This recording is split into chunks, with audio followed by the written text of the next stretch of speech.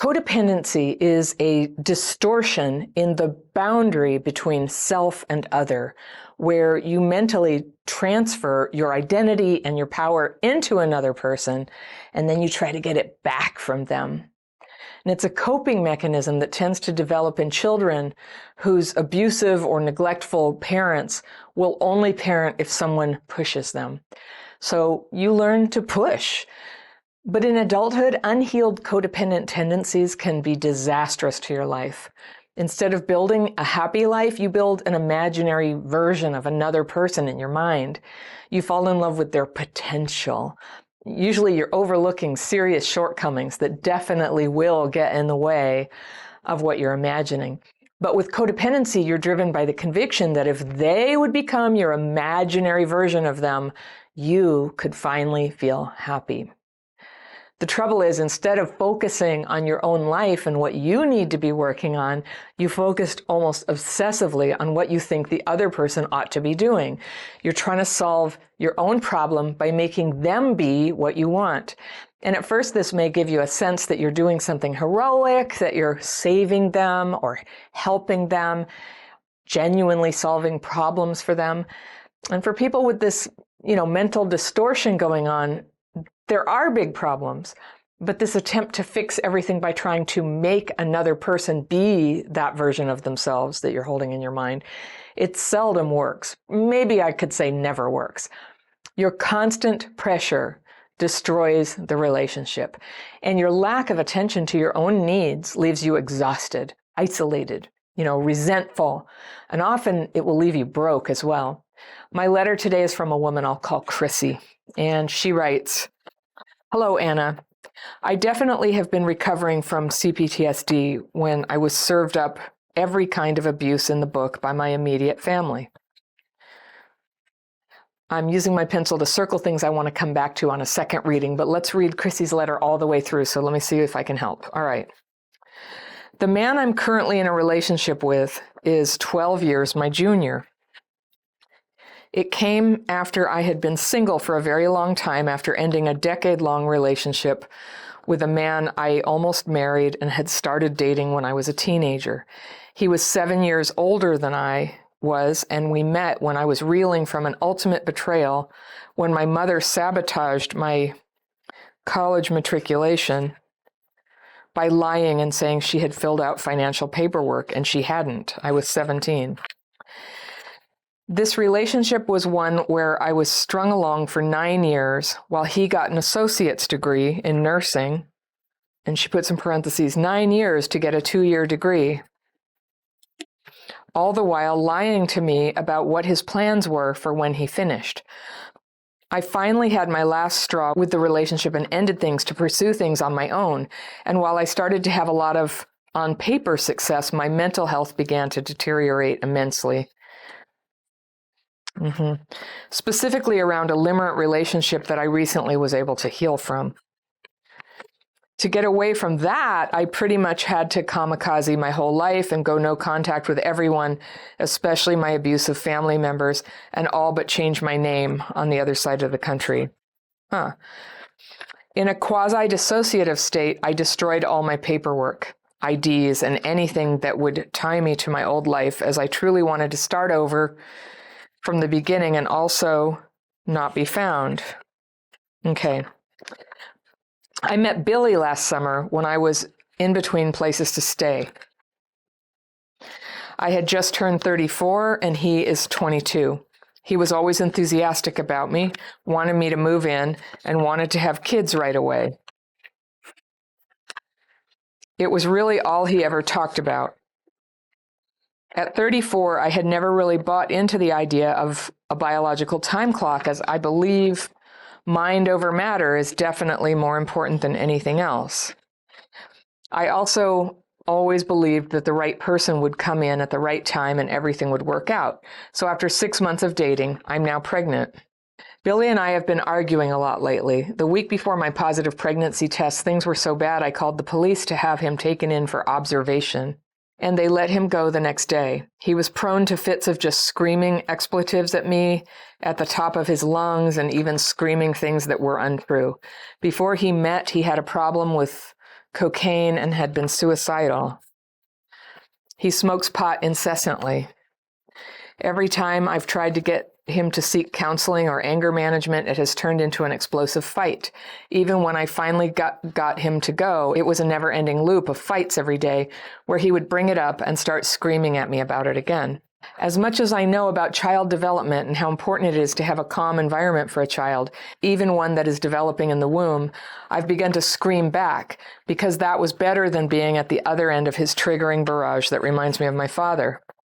Yesterday, he told me as an excuse that the problem was that the drugs he has done has altered his brain and offered that as an explanation for his behavior. I'm very adamant that he needs to take control of his life and emotions and that the ownership lies with him. I have forced him to watch YouTube videos on how to regulate his emotions and deal with anger, but he refused to look at them for weeks and continued to have his daily outbursts. Yesterday, I finally got him to pull them back and write his tools down on a sheet of paper with a Sharpie. After a number of times asking him to post them on the wall, I broke down and did it this morning during yoga. I do yoga and Tai Chi every morning, and he refused to join me. Today, he went to the movies with his friend, and when he came back, he informed me that he had done mushrooms. I asked him to reconcile this with what he had told me yesterday, and he just started throwing up excuses all over the place and acting like I'm victimizing him. In all honesty, I was trying to do a 12-week year to reach some major financial and career goals, but his constant yelling and screaming have been very dysregulating for me when I'm just trying to get my life together, especially because in 6 months I'm going to be a mother. I find myself sleeping all day when I was so motivated just a short time ago. I had morning sickness that caused me to stop working, but the first trimester is over now, and I'm not sure I should be working and planning on life as a single mother and leave him to figure this out, or if I should be trying to see what I can do with this. I don't have any family or friends since isolation was the choice I made for the most amount of healing, and I have healed a ton since I have chosen to isolate. I don't even know how to pull it together and wrangle my inner strength and wherewithal enough to work to save up to move out. I've worked so far to heal this far with self-administered EMDR, meditation, nighttime subliminals, and just learning all I can to heal as much as possible. I'm actually very astonished at how much I have healed. This situation is just very unfortunate. I know I want the best for my child and for future generations, and I refuse to be like my mother, a non-safe savior, abuser trope. I just want to feel supported. And that's from Chrissy. Okay, Chrissy. Wow. I really, when I first read your letter, I wasn't sure if I wanted to read it here just because this is such a crisis situation. And reading it on YouTube is not going to be enough. I just want to tell you here, I'm going to talk to you about some of the specifics of your situation. I'm going to help you see what's going on, but I'm going to tell you now and I'm going to tell you at the end. It is so important that you see a doctor, and at the doctor you tell them what's going on at home. What I hear is that you're in a very precarious situation. It's potentially dangerous, and that you're not really thinking clearly right now about what's happening. Now, I introduced your video by just saying I'm going to talk about extreme codependence, and this is why I'm kind of a tough love person about codependence. Your codependence is one of the most extreme cases I've ever come across. I haven't met everybody in the world, but there's this huge disconnect you're making where you don't realize that you're making very self-destructive choices for yourself and for the kid that you are the one going to end up raising, all right? So I'll come back to what I want to suggest to you in terms of seeing a doctor and getting professional help and perhaps assistance, public assistance to get out of that house and get yourself into safe housing and hopefully earning money again and getting on your feet so that you can care for your child. All right. So, but let me just talk to you like friend to friend here about what I'm hearing. So in your first paragraph, you talked about, you didn't say exactly what it was, but you said, I was served up every kind of abuse in the book. All right, I believe you.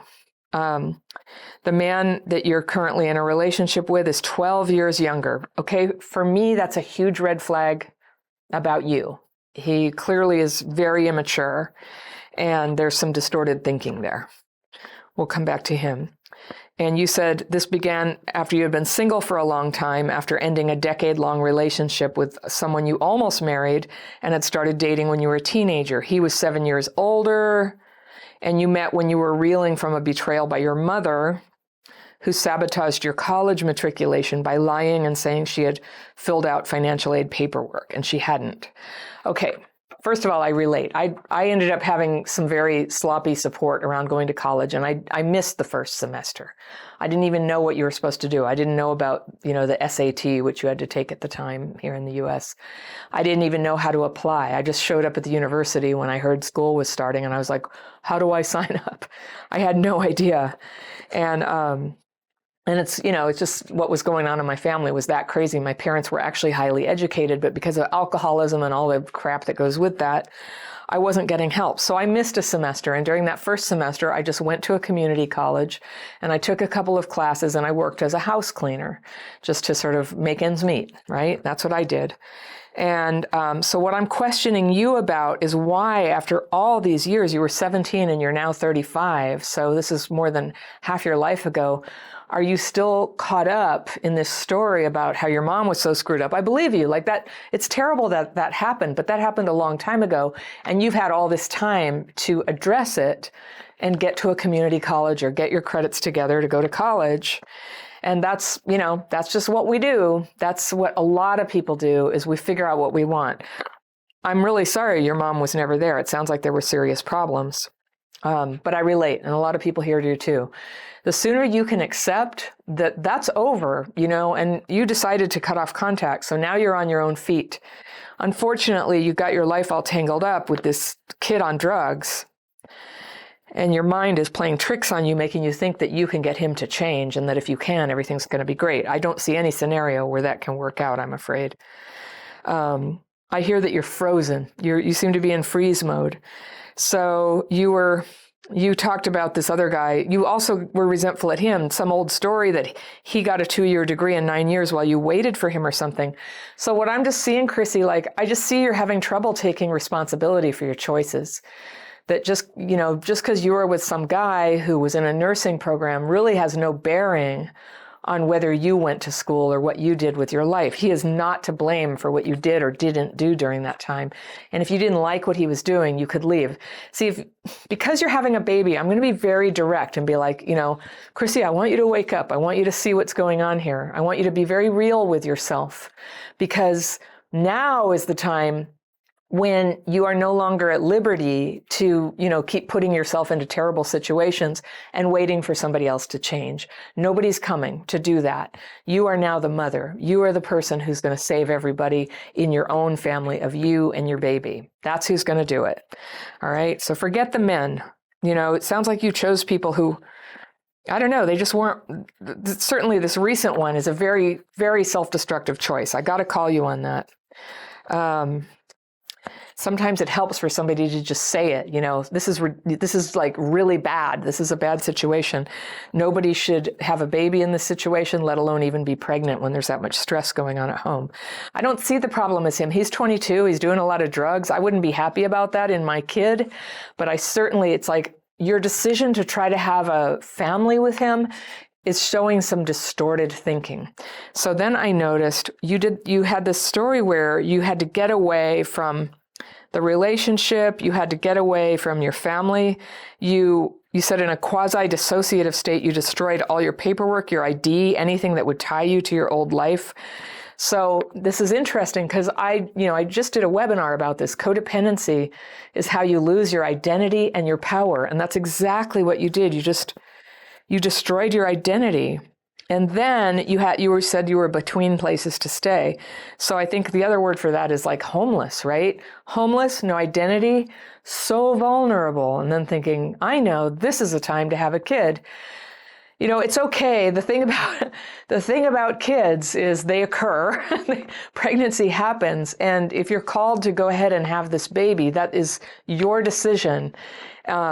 And if you want to raise this baby, it's your decision, but I implore you to radically change your life to become a mother of someone who is capable of mothering a child. This is so critical.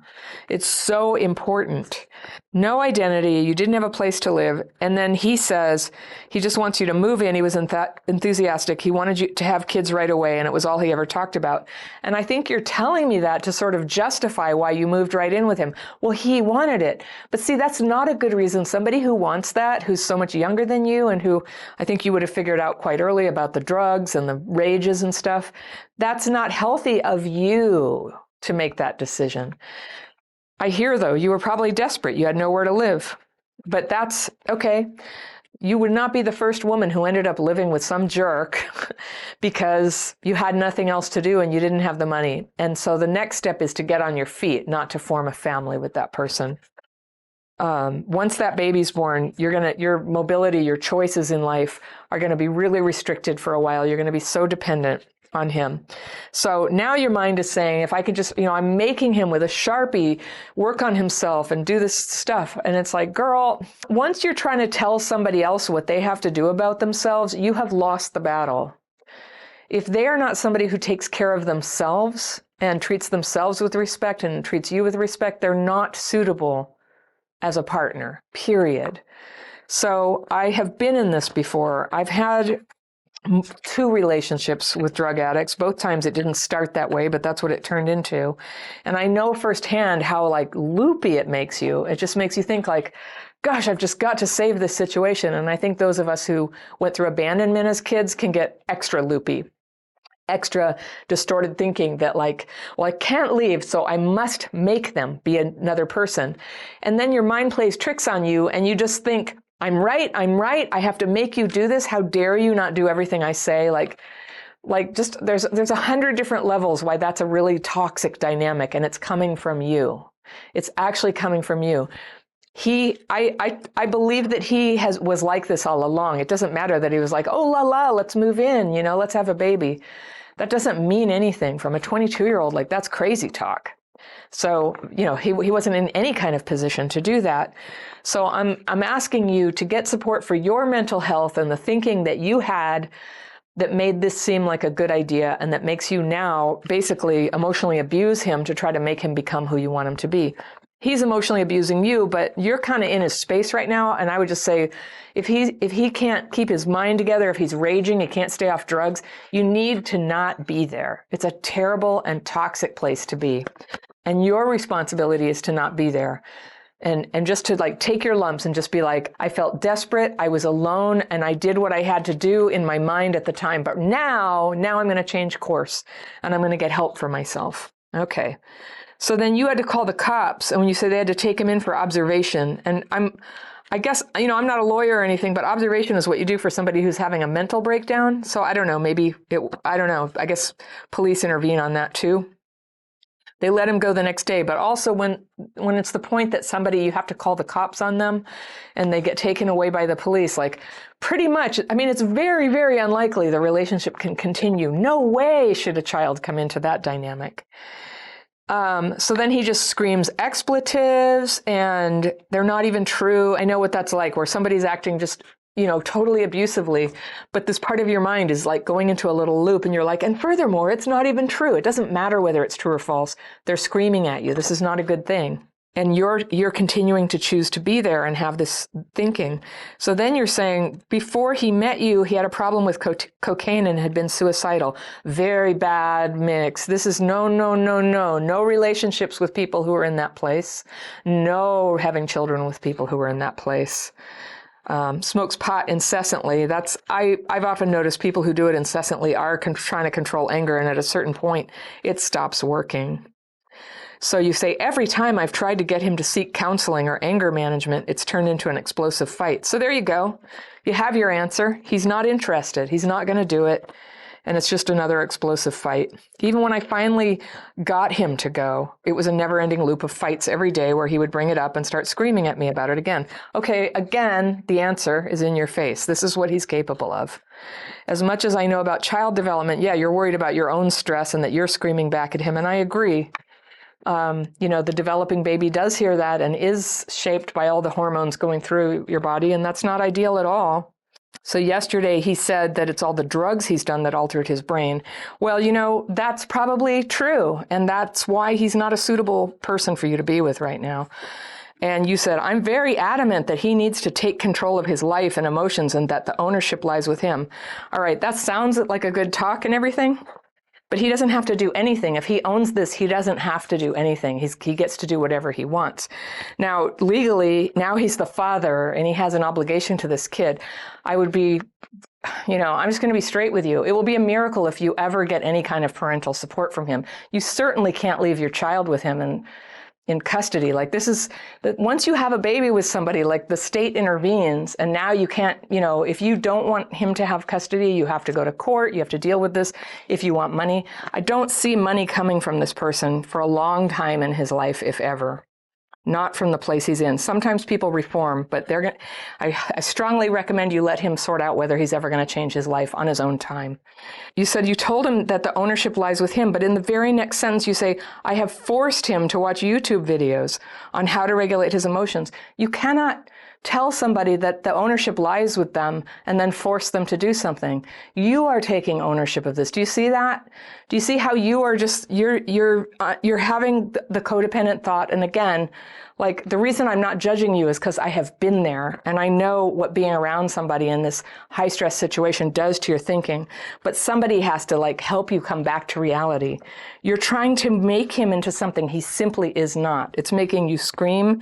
It's making your life unstable. And precious time is going by where you're not setting up your life where you can be safe and care for your baby. You should never force anyone to watch videos. That's not appropriate. That's not that's not appropriate. You cannot force anyone to watch a video.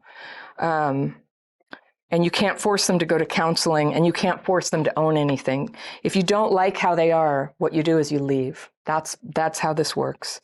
He refused to look at the videos, and then he kept having the outbursts. Okay, so you have a rager here. You have an abusive person. I'm telling you, if it's at this point now, there's a serious risk it's going to go to physical violence, and I just cannot stress enough that you need to get out of there. Yesterday, I finally got him to pull back the rages and write his tools down on a sheet of paper with a Sharpie. And after numerous times of asking him to post them on the wall, see, this is like, you're in a dynamic like he's a 5-year-old and you're the mean mom and you're trying to make him do something or punish him. And I promise you, this can go nowhere good. Nothing good comes of this. Of course he's enraged because A, he is who he is, and B, somebody's trying to control him and make him not do his drugs. This can't go well.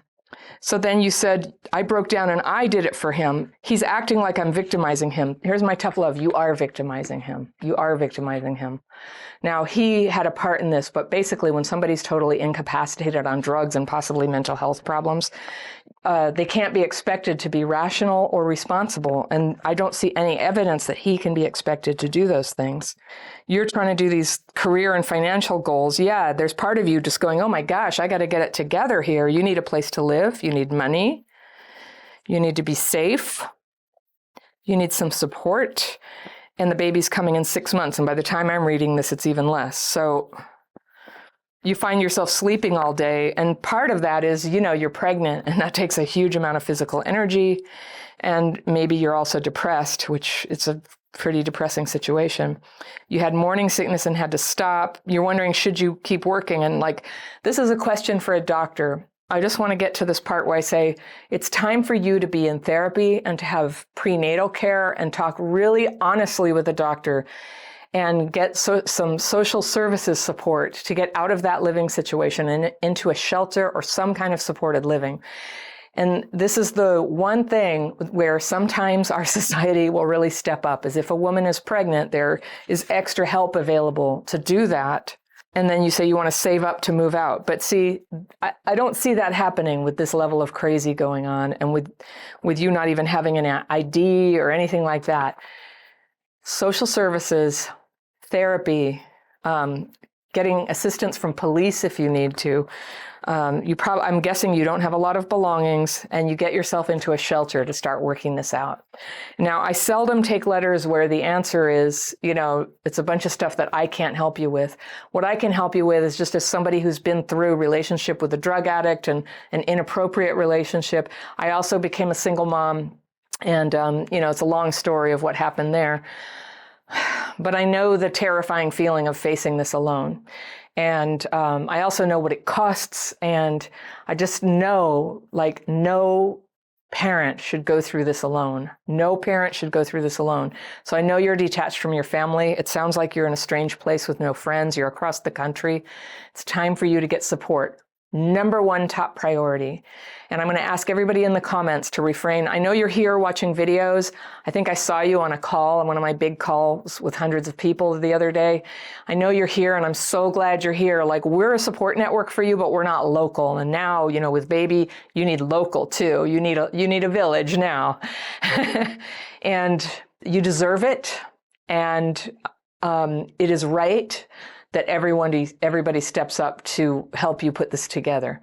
But it begins when you go be open with a professional about what's really going on, and they will know what to do. They'll know what to do.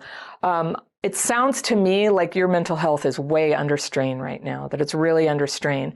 And the worst thing that can happen is for you to have some kind of break with reality or emotional breakdown, or, you know, give up and fall into whatever self-destructive behaviors you've ever had in the past. And so I do believe that when a crisis hits of this proportion, you just want to hold the hands of the people around you, people within the system, people in 12-step programs that's free, but people. You need love, you need hand-holding.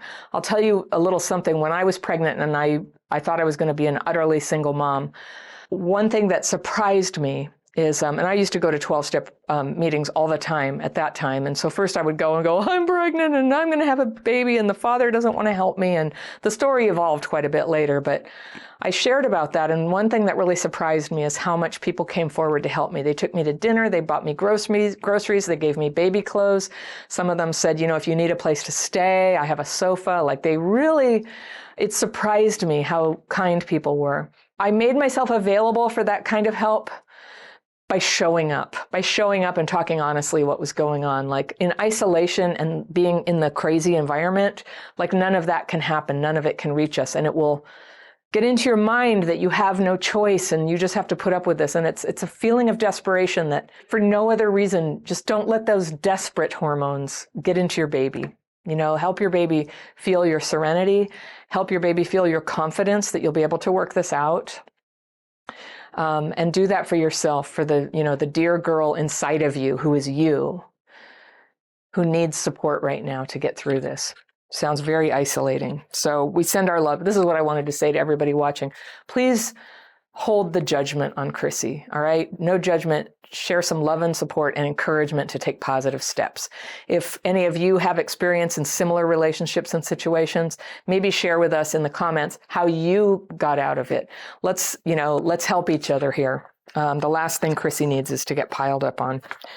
This is a very tough situation. All right, with that, if any of you are experiencing self-defeating behaviors, whether it's getting into destructive relationships, black and white thinking, financial problems caused by decisions that you're making, that is a very key part of healing from trauma. And I have a list of self-defeating behaviors to help you see if there's one that might be your next thing to start healing. And that PDF download is free and it's right here, and I will see you very soon.